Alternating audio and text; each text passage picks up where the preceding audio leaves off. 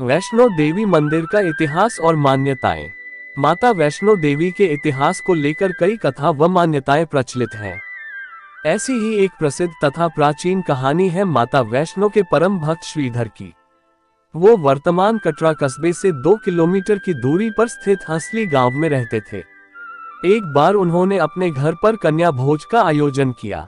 भोजन के बाद सारी कन्याएं अपने घर चली गई, परंतु एक कन्या नहीं गई।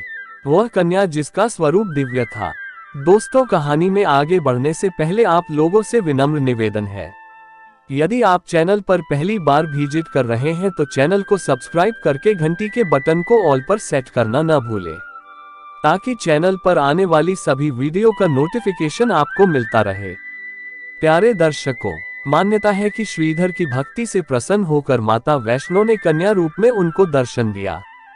उस कन्या ने पंडित से माता का भंडारा आयोजित करने के लिए कहा।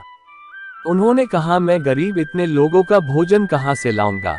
कन्या ने कहा, माता सब पूर्ण करेगी, चिंता मत करो, कहकर वो विलुप्त हो गई।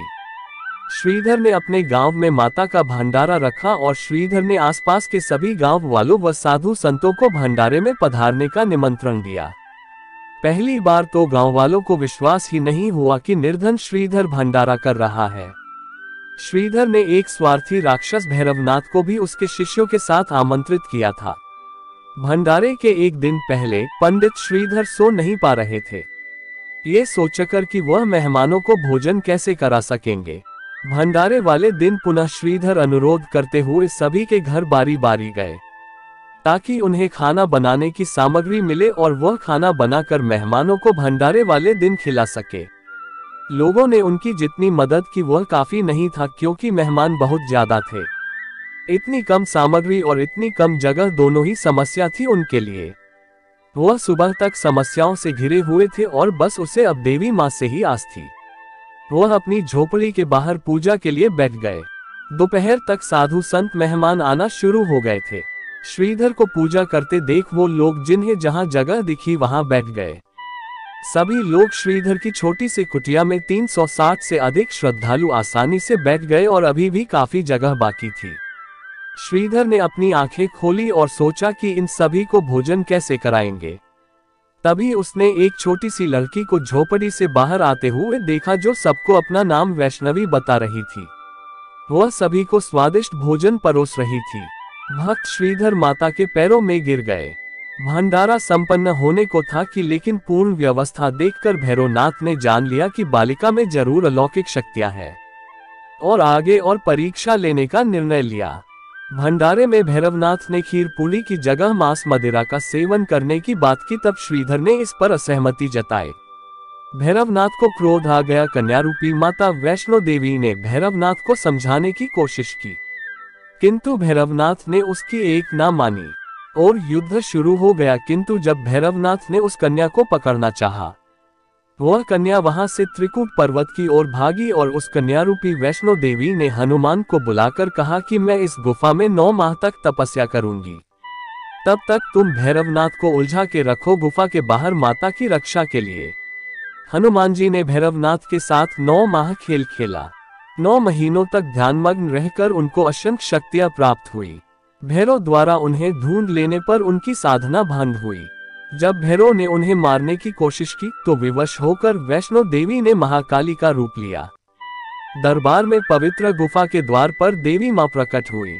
देवी ने इतनी शक्ति के साथ भैरव का सिर धड़ से अलग किया कि उसकी खोपड़ी पवित्र गुफा से 3 किलोमीटर की दूरी पर भैरव घाटी नामक स्थान पर जा गिरी। माना जाता है कि इस प्राचीन गुफा के अंदर आज भी भैरव का शरीर मौजूद है। त्रिकुट पर वैष्णो मां ने भैरवनाथ का संहार किया तथा भैरव ने मरते समय क्षमा याचना की। देवी जानती थी कि उन पर हमला करने के पीछे भैरव की प्रमुख मंशा मोक्ष प्राप्त करने की थी। उन्होंने न केवल भैरव को पुनर्जन्म के चक्र से मुक्ति प्रदान की, बल्कि भैरवनाथ को वरदान भी दिया और अपने से ऊंचा स्थान दिया।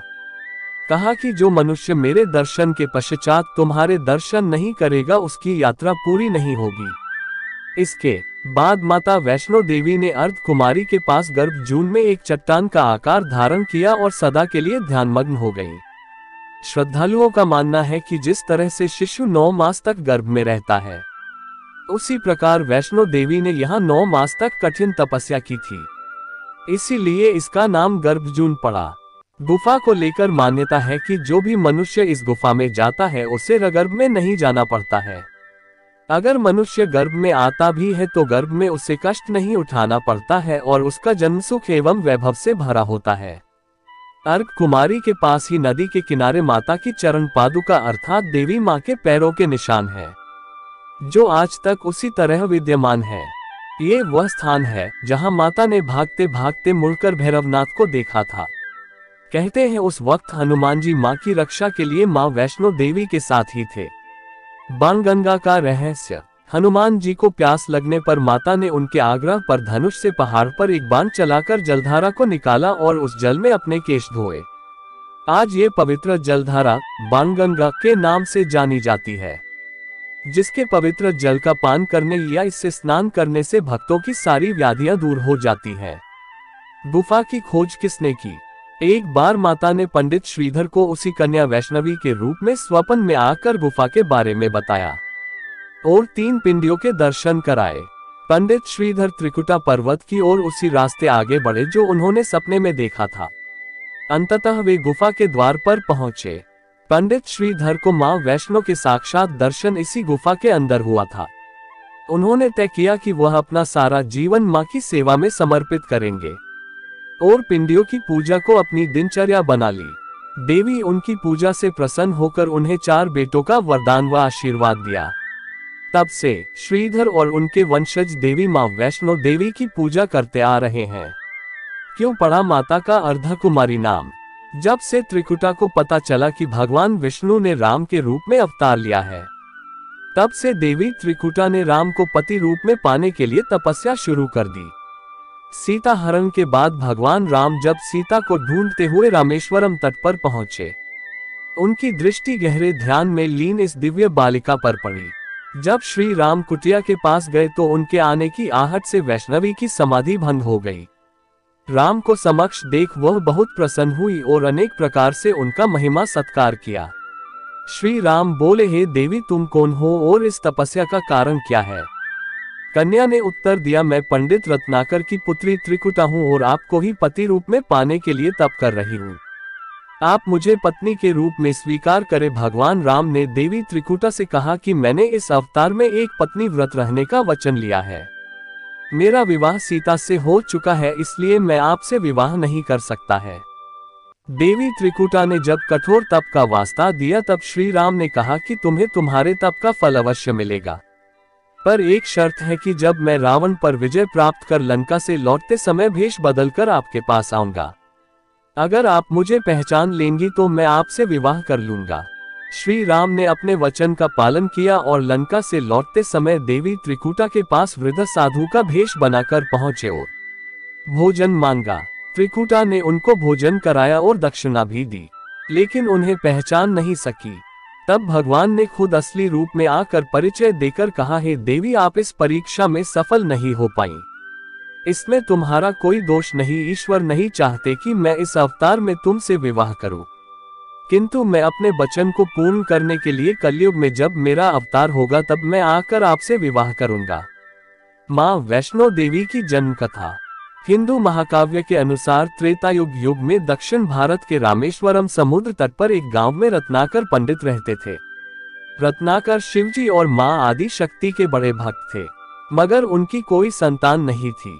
रत्नाकर की पत्नी हमेशा मां आदिशक्ति से संतान की गुहार लगाती रहती थी। उन्होंने लगातार कई वर्षों तक मां की पूजा अर्चना की। कई सालों से संतानहीन रत्नाकर की पत्नी की प्रार्थना एक दिन मां ने सुन ली। वह गर्भवती हुई तो एक रात रत्नाकर के सपने में एक बालिका ने आकर कहा, मैं तुम्हारे घर आ रही हूं पर एक शर्त पर, मैं जो कुछ करना चाहूं रोकोगे नहीं। जब वह 9 वर्ष की हुई त्रिकुटा ने अपने पिता से कहा कि वह रामेश्वरम के तट पर रहकर तपस्या करना चाहती है। शर्त के मुताबिक रत्नाकर ने उसे नहीं रोका। 10 बरस की उम्र से ही त्रिकुटा समुद्र तट पर एक कुटी बनाकर रहने लगी। क्यों आए हनुमान वैष्णो देवी? श्री राम ने त्रिकुटा को कहा कि मेरे कलयुग में अवतार लेने तक महावीर हनुमान आपकी सेवा में रहेंगे और धर्म की रक्षा में आपकी सहायता करेंगे। धर्म का पालन करने वाले भक्तों की आप मनोकामना पूरी कीजिए। तब तक आप उत्तर भारत में स्थित मानिक पर्वत श्रृंखला पर एक दिव्य गुफा है। उस गुफा में तीनों महाशक्तियां महासरस्वती, महालक्ष्मी और महाकाली पिंडी रूप में विराजमान है। आप उसी गुफा में जाकर मेरी प्रतीक्षा कीजिए। विष्णु का अंश होने, उनके वंश में पैदा होने और विष्णु पूजक होने के नाते सारा संसार तुम्हें मां वैष्णो के रूप में पूजेगा। भगवान राम के आदेश के अनुसार आज भी वैष्णो माता अदृश्य रूप में उस वचन के पूरा होने के इंतजार में कंवारी बैठी है और अपने दरबार में आने वाले भक्त के दैख दूर कर उनकी झोली भर रही है। नवरात्रि में लगता है मेला। मां वैष्णो देवी के दरबार में नवरात्रि के 9 दिनों में प्रतिदिन लाखों की संख्या में श्रद्धालु आते हैं। कई बार तो श्रद्धालुओं की बढ़ती संख्या से ऐसी स्थिति निर्मित हो जाती है कि पर्ची काउंटर से यात्रा पर्ची देना बंद करनी पड़ती है। हर साल नवरात्रि में हर रोज लगभग 1 लाख से अधिक श्रद्धालु मां वैष्णो के दर्शन के लिए कटरा आते हैं। विभिन्न देशों से, विशेषकर नॉर्वे से हीलियोलस, लिलियम एंथ्यूरियम ऑर्किड्स, स्वीडन और रूस से आयात किए गए फूलों का इस्तेमाल नवरात्रि उत्सव के लिए प्रमुख वैष्णो देवी मंदिर को सजाने के लिए किया जाता है। माता के पैर विशिष्ट रूप से सजाए गए फूलों से सुशोभित होते हैं, जो उनकी सुंदरता में 4 चांद लगा देती है। दोस्तों, वीडियो में दी गई जानकारी आपको कैसी लगी, आप हमें कमेंट करके जरूर बताएं। एक बार प्रेम से बोलिए साचे दरबार की जय। धन्यवाद।